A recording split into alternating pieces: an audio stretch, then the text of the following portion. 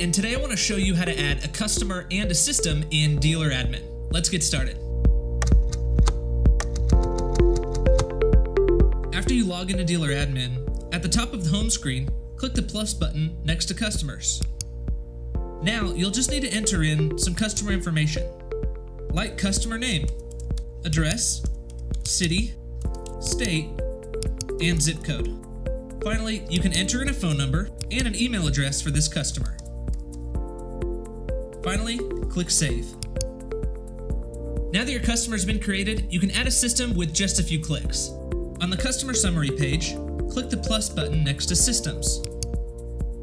First, start by adding a system name. Next, select the system type. I'll select XT50. At the top, you'll see Auto Programming and Pre-Programmed System. Scroll down and select the connection type. I'll select Easy Connect. Next, add in the account number. Below that, add the panel serial number. Next, add the remote key and reference number if you'd like.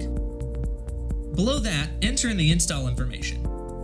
The install information is handy for you to be able to run reports later on. You can run reports by the installer who installed the system or the salesperson who sold it.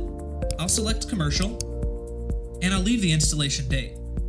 Below this, I'll select an installer and a salesperson.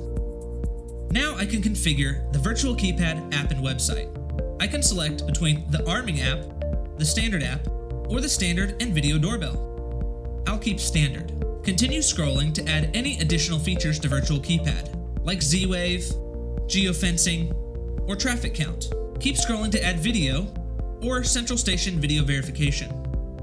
Once you're finished, you can view the total of the monthly charges for virtual keypad. When you're finished, click Save. Your system has been added to Dealer Admin and is ready for installation.